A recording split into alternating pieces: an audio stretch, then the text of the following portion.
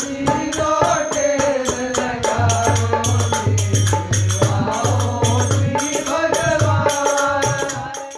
राम जय राम जय जय राम। श्री राम जय राम जय जय राम। श्री राम जय राम जय जय राम। श्री राम जय राम जय जय राम। श्री राम जय राम जय जय राम। श्री राम जय राम जय जय राम। श्री राम जय राम जय जय राम। श्री राम जय राम जय जय राम। श्री राम जय राम जय जय राम। श्री राम जय राम जय जय राम। श्री राम जय राम जय जय राम। श्री राम जय राम जय जय राम। श्री राम जय राम जय जय राम। श्री राम जय राम जय जय राम।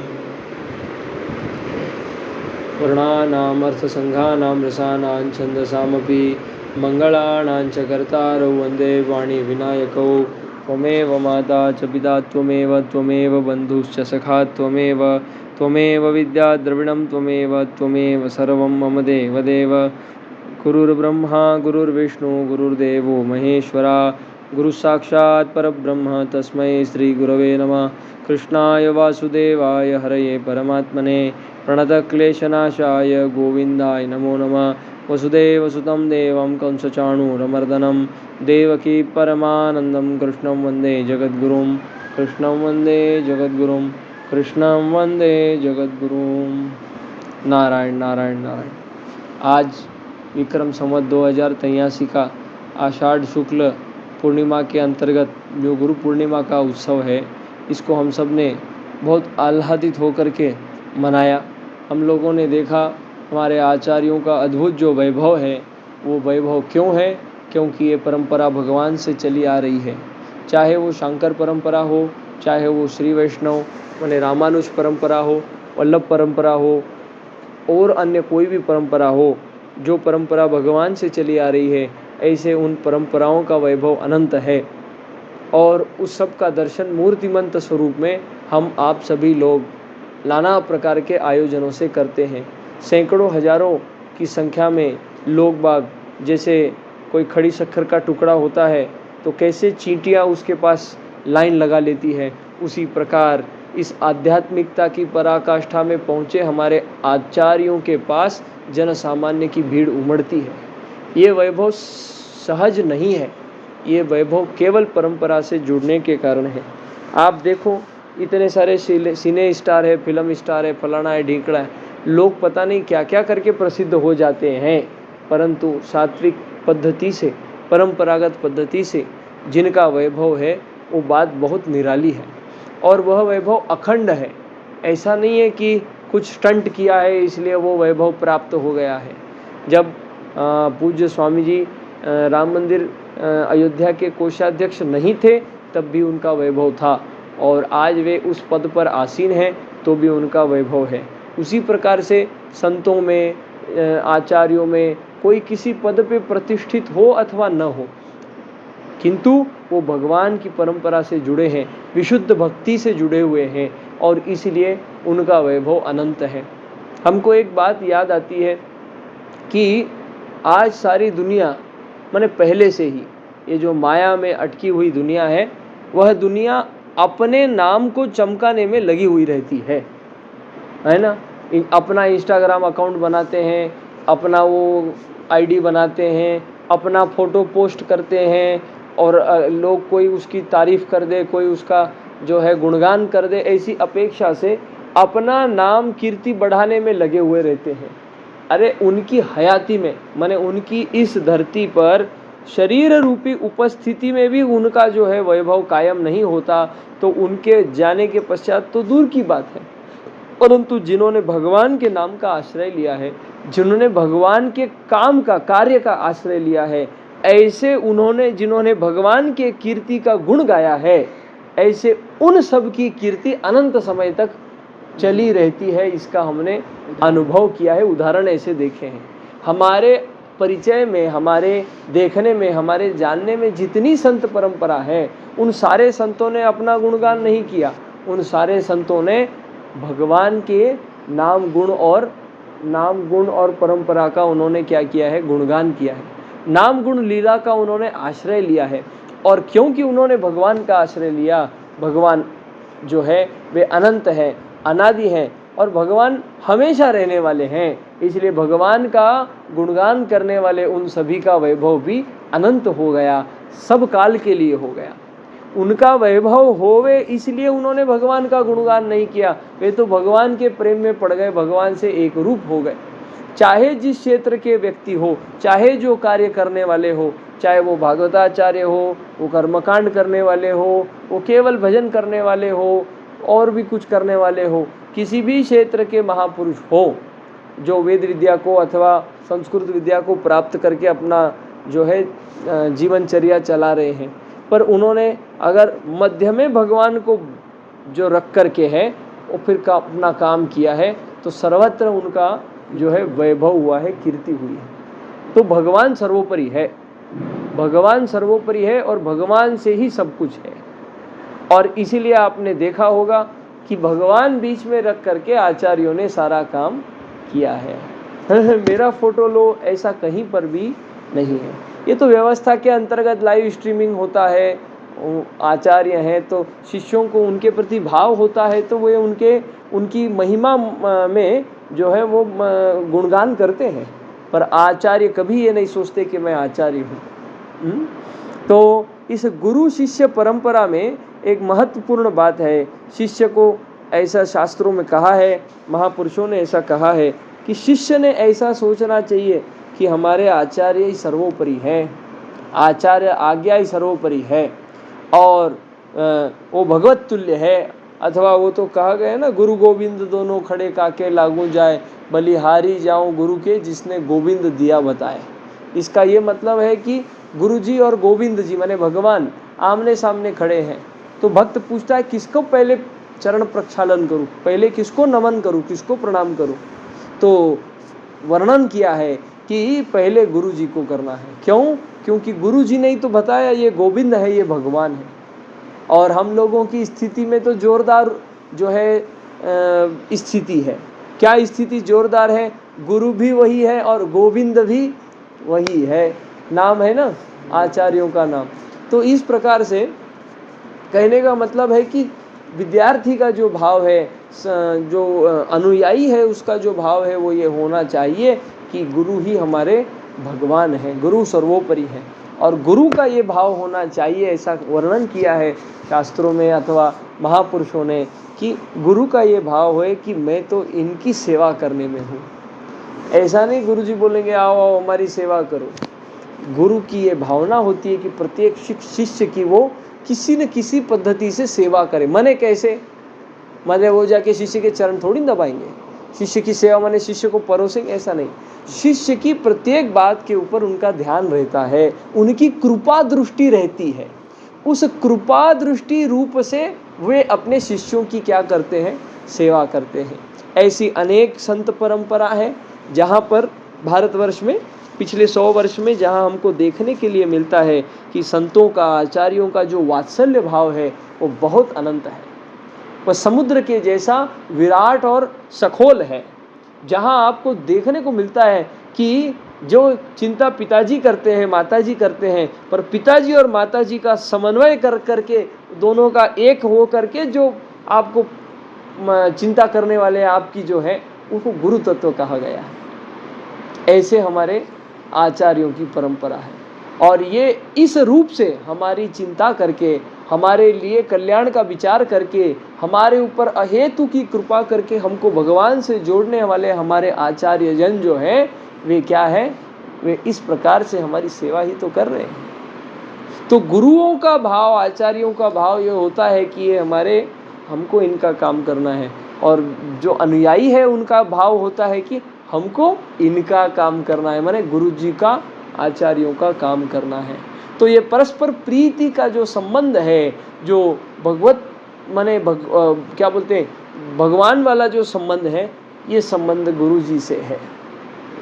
और जिस प्रकार से हमको सिफारिश लेकर के जाते हैं, हमको दीक्षा प्राप्त होती है, गुरु मंत्र प्राप्त होता है, तो क्या है, मान लीजिए किसी कार्यालय में आपको काम है और वहाँ के अधिकारी से आपका अगर परिचय है, अथवा वहाँ का जो कर्मचारी है बाहर उसका आपका परिचय है, तो आप क्या बोलेंगे, भैया थोड़ा काम है, अपन मिले थे ना उधर, आपको याद है ना, ऐसा करके हम अंदर चले जाएंगे।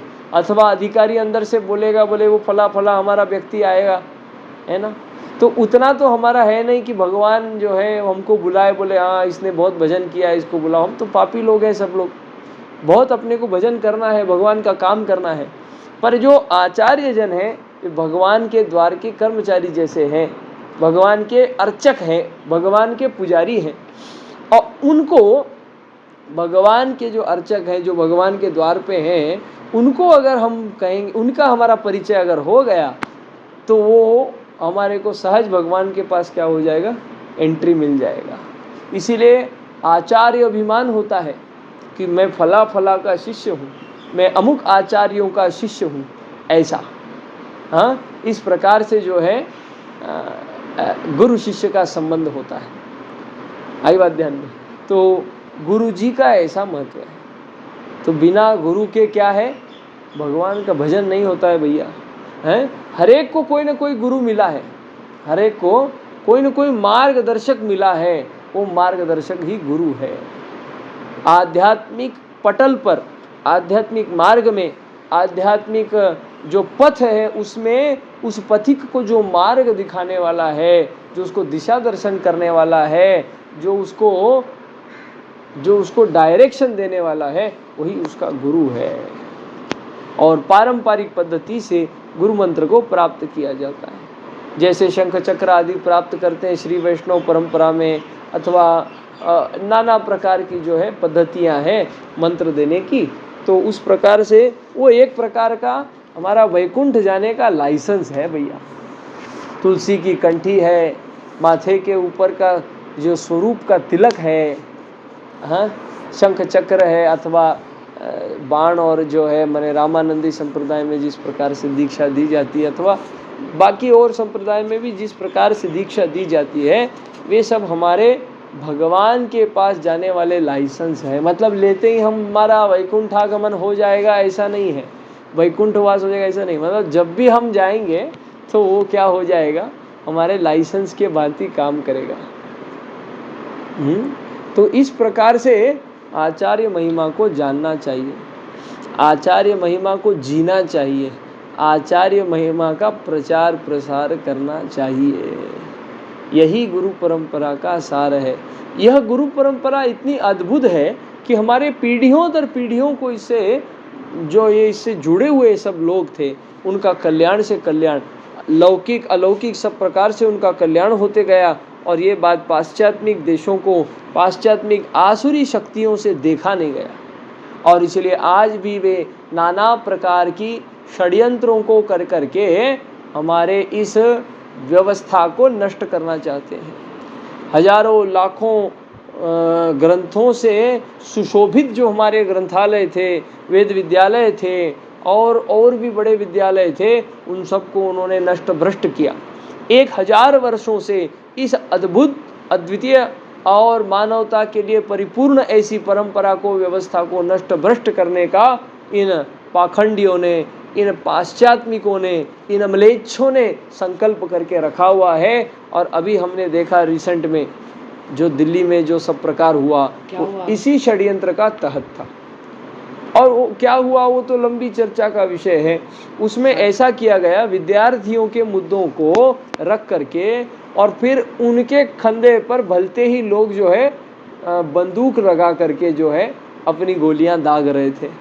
उनका निशाना मैंने आपको आगे कर दिया और उसके पीछे का एजेंडा कुछ और ही है, हैं? जैसे शिखंडी को आगे करके अर्जुन ने बाण तागे थे, पर अर्जुन ने तो धर्मपरायण होकर के ये किया था। ये जो विधर्मी हैं, अधर्मी हैं, ये म्लेच्छ हैं, इन लोगों ने क्या किया है, गलत कार्यों को करने के लिए, भारत की अखंडता को नष्ट करने के लिए, भारत की एकता को नष्ट करने के लिए, भारत की बढ़ती हुई प्रगति में भंग करने के लिए इन लोगों ने इस प्रकार का षड्यंत्र किया। और इस षड्यंत्र में वे पूर्णतः विफल हो गए। और अब तो ये काम लंबा हो गया भैया। पर इस सब में आज हमारे पास सब प्रकार की व्यवस्था है, लोग जागरूक हो गए, फिर भी उसमें उस सब बात का बकरा बने हुए अनेक लोग हैं और वे ही लोग हैं जो इस परंपरा से बिल्कुल भी जुड़े हुए नहीं हैं, जिनको ये गंध ही नहीं है कि भारतीयता क्या है, राष्ट्रीयता क्या है, परंपरा क्या है, संप्रदाय क्या है। हाँ, उनको ये पता ही नहीं है सनातन क्या है। उदाहरण वे सारे यही देंगे कि जैसे रावण आकर के अपना भेष बदल करके और ब्राह्मण का रूप धारण करके, मुनिजन का रूप धारण करके सीता मैया का हरण करके चला गया, उसी प्रकार से अभी जो लोग बैठे हुए सत्ता में वो सब पाखंडी है, ऐसा वैसा उदाहरण तो अपने ही इतिहास के उठाते हैं, पर उनका जो है जो मोटिव है, उनका जो लक्ष्य है, वो कहीं पे निगाह है, कहीं पे इशारा ऐसा है, कहीं पे निशाना ऐसा है। इस प्रकार से हमारे राष्ट्र का उत्थान केवल और केवल इस गुरु शिष्य परंपरा से होना है, यही बात तय है। और इस परंपरा को जिसमें जिसकी श्रद्धा हो, जिस संप्रदाय में हो, महत्वपूर्ण ये नहीं है कि किस संप्रदाय से हम हैं, महत्वपूर्ण ये है कि हम परंपरा से जुड़े हुए रहें। और जिस भी परंपरा से हम जुड़ रहे हैं, जुड़ने के पहले 4 बार देख ले कि गुरुजी कौन है, गुरुजी के गुरुजी कौन है और गुरुजी के शिष्य कौन है। इन 3 पीढ़ी का अगर हम अभ्यास करते हैं, हम अगर देखते हैं, तो हमको इस बात में सरलता होती है ये तय करने में कि हम उस परंपरा में जुड़ सकते हैं अथवा नहीं। आई बात ध्यान में? तो इस प्रकार से ये सारी बात है।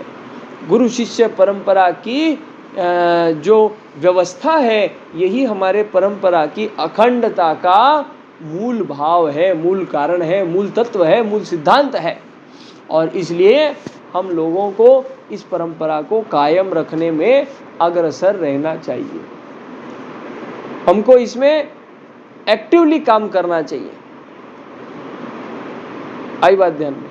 इससे ही हमारा और समाज का कल्याण है। क्या समझे? इससे ही हमारा कल्याण है। आज इतने विद्यार्थी हमारे प्रतिष्ठान से सीखे, हजारों विद्यार्थी आज भारत भर में इस प्रतिष्ठान में निःशुल्क सीख करके बाहर गए हैं, पर कोई किसी के ऊपर प्रश्न उठाने का हमारा कोई अधिकार नहीं है, हमको बोलने का कोई नैतिक सिद्धांत अधिकार भी नहीं है, कोई हमारी ये नहीं है। पर हमारा एक भाव है, जब हम अपनी किसी संस्था से सीखते हैं, वो हमारी मातृ संस्था हो जाती है। जैसे जब छोटे होते हैं तो हम माता पिता के धन से, माता पिता के आश्रय से, माता पिता की छत्र छाया में हम सब अपना प्रफुल्लित होते हैं। और जब बड़े हो जाते हैं, नौकरी चाकरी व्यापार व्यवसाय करते हैं, तो उस आय से ही हम अपने परिवार को पोषित करते हैं। क्योंकि उन्होंने हमको किया है। उसी प्रकार से अपनी मातृ संस्था में से जहाँ हमने निःशुल्क पढ़ाई की है, हमारा ये परम कर्तव्य होता है कि हम किसी न किसी स्वरूप में इस संस्था का अपना देना पूरा करें। चाहे हम यहाँ पर आकर के अध्यापन करें, पढ़ाएं। हमारे लिए नित्य यहाँ रहना संभव नहीं है, तो हम क्या कर सकते हैं कि भैया महीने में 1 बार आ जाए, 15 दिन में 1 बार आ जाए, साल में 8 दिन आ जाए, 10 दिन का शिविर ले ले, अथवा 16 आना कमा रहा है तो 1 आना 2 आना कुछ दान धर्म करे, व्यवस्था में लगाए, अथवा इसकी सुलभता के लिए, इसके प्रचार प्रसार के लिए कोई तंत्र विकसित करे, उसको चलाए, उसके लिए प्रयत्नशील रहे, और न कि केवल अपना व्यापार उससे जो है संपादित करे। ये भाव एक प्रकार की गुरु दक्षिणा है। ये भाव अपने गुरु के प्रति समर्पण का प्रतीक है, और इसलिए ये आवश्यक है कि इस प्रकार का हमारा आचरण हो। आज हजारों विद्यार्थी हैं। स्वामी जी ने एक बात आज वर्णन करी, बोले अध्यापकों की कमी है। हजारों विद्यार्थी पढ़ करके बाहर निकले, तो अध्यापकों की कमी क्यों होनी चाहिए? अध्यापक आप लोग सब वेद मूर्ति हैं, आपकी संहिता पूरी हुई है, आप क्यों नहीं पढ़ा सकते? आपको लगता है कि आपकी पढ़ाई में कुछ कम ज़्यादा है, तो आप उसको पक्का करिए। 1 साल 6 महीना और 2 साल और उसको रटिए और अच्छे से समझिए और उसको याद कर लीजिए। आप इस कदर अपना स्तर बढ़ा लीजिए विचार का, अपने ज्ञान का, कि आप भी श्री श्री वेद मूर्ति करके संथा देने के काबिल बन जाए। आज विचार करो, 400 450 विद्यार्थियों ने परीक्षा दिया। अरे 200 लोग भी अगर तय कर ले, पक्का कर ले और किसी जो है वरिष्ठ आचार्य के जो है उनके निदर्शन में कुछ दिनों तक ये अध्ययन और अध्यापन का कार्य अगर सीख ले तो 6 महीना में 1 साल में वो अच्छा अध्यापक तैयार हो सकता है। तो 1 वर्ष में 400 विद्यार्थियों का परीक्षा हो रहा है, उसमें से 100 विद्यार्थी अध्यापक बोल करके नहीं लग सकते। हम इस वेद विद्यालय से सीखे हैं, हमारा यहाँ का देना लगता है इस नैतिक भाव से। किसी ने पैसा नहीं मांगा, पैसा ही मांगना होता तो फीस रखते ना, निःशुल्क थोड़ी न रहते। और अगर इसको फीस रख देते हैं तो मूल जो गुरु शिष्य परंपरा का जो भाव है वो क्या हो जाता, नष्ट हो जाता। अपने को ढोंग थोड़ी न करना है, जो अंदर है वो बाहर है, जो बाहर है वो भीतर है, वही बात है। और इसलिए ये तो समझने की बात है। इसलिए आज तक प्रतिष्ठान के द्वारा अथवा गुरु जी द्वारा, स्वामी जी द्वारा, किसी भी अध्यापक द्वारा कभी किसी को ऐसा आग्रह नहीं किया गया कि आप कुछ दो, कुछ करो, यहाँ आओ। हाँ, पर ये हम लोगों को सोचने की बात है कि अगर वे संस्कार हमारे में उतरे नहीं है तो हमारी विद्या का क्या है, कोई उपयोग नहीं है। अगर हम उस विद्या का व्यापार कर रहे हैं जो हमको निःशुल्क मिली है और उसके प्रति हम कर्तव्य निष्ठ नहीं है, हमारा कृतज्ञता नहीं है जैसा स्वामी जी ने वर्णन किया, तो क्या हो जाता है, उसका फल जो है वो कम हो जाता है। उसका फल कम हो जाता है और उसका फल व्यक्ति के लिए कम नहीं होता, बल्कि वो राष्ट्र के बड़े पटल पर क्या हो जाता है, कम हो जाता है। इसलिए अपना फायदा, राष्ट्र का फायदा हो सकता है या नहीं हो सकता है, पर राष्ट्र का फायदा निश्चित रूप से अपना फायदा होने वाला है। इसलिए अपने को तो राष्ट्र के काम में लगना है। राष्ट्र का काम कैसे होगा, इस संस्कृति का जतन से होगा। ये संस्कृति का जतन कैसे होगा, गुरु शिष्य परंपरा को कायम रख के होगा। और गुरु शिष्य परंपरा को कायम रखना है तो इस वैदिक परंपरा को चिपक करके रहना है और इसकी मर्यादा में ही सब कार्य करना है। ऐसा नहीं कि चलिए आज धोती पहना, ऊपर शर्ट पहन लिया, चलिए बाहर पकौड़ा खा करके आ जाएंगे, सैंडविच खा लेंगे, पाड़ा पाव खा लेंगे, ऐसा नहीं चलेगा। हर बात की मर्यादा है। उस प्रकार से मर्यादा पूर्ण जीवन को अगर हम जिएंगे तो हमारा और संस्कृति का, इस कार्य के माध्यम से संस्कृति का कल्याण होगा, उसी से भारत का कल्याण होगा। ये तो होना तय है, जैसा आज वर्णन किया गया। हम भी अनेक बार इस बात को कहते आए हैं। हमारे मित्रों को अलग हम जो है दूसरे अंश में इसको कहते हैं कि भैया होने तो वाला है काम, आप लगा दो दाम तो हो जाएगा आपका भी नाम। होने वाला है काम, आप भी कुछ लगा दो दाम और फिर हो जाएगा आपका भी नाम। ऐसा है। और दाम माने पैसा की बात ही नहीं है, बात तो समय की है। हाँ, बात तो संसाधन की है, बात तो श्रम की है। ये संसाधन, श्रम और समय स इसी से सब काम है। तो इस प्रकार से इस परंपरा को पुष्ट करने में अभी हमारा जो सिलेबस है उसका अभ्यास ठीक से करना चाहिए और जल्दी से बढ़िया बढ़िया हमको जो है आचार्य बनना चाहिए और इस विद्या का इसी पद्धति से प्रचार प्रसार करना चाहिए। यही आज के दिन की क्या है, सीख है, विशेषता है, सीखने की बात है। बाकी तो भैया सब ढोंगी है, दम्भी है, दुनिया चली आ रही है, चलती जाएगी, माया का खेल चल रहा है। आई बात ध्यान में। तो इस प्रकार से आप लोग इस बात का जो है ध्यान रखेंगे, इससे अपना और अपने अगल बगल के सभी लोगों का कल्याण करेंगे। सहज चर्चा करना मित्रों के साथ, बोले हमने ऐसी चर्चा करी थी, अरे हमने ये सीखा है, हमारे जीवन का ये उद्देश्य है। और इसी प्रकार से क्या हो जाएगा, सब कल्याण का काम, मंगल का काम हो जाएगा। प्रातः काल 3:30 बजे से आचार्य जी जाग रहे हैं। रात्रि को मध्य रात्रि को 12 बजे निद्रा अवस्थान में गए हैं, 3:30 बजे जाग गए हैं। दिन भर में 1 सेकंड का रेस्ट नहीं है, भोजन पानी ठीक से हुआ नहीं है, 1 गिलास जूस पर उनका काम चल रहा है। अभी भी 100 लोग रुके हुए हैं मिलने के लिए। लगभग 80-90 लोगों की दीक्षा हुई है। जाहिर 6-7 घंटे का कार्यक्रम हुआ है। इतना होने पर भी उनका कहना है मेरा स्टेमिना बहुत है और 50 लोग आएंगे तो उनको भी मैं दीक्षा दे सकता हूँ। कहने का तात्पर्य यह है कि ये स्टेमिना आता कहाँ से है, लोक कल्याण की भावना से।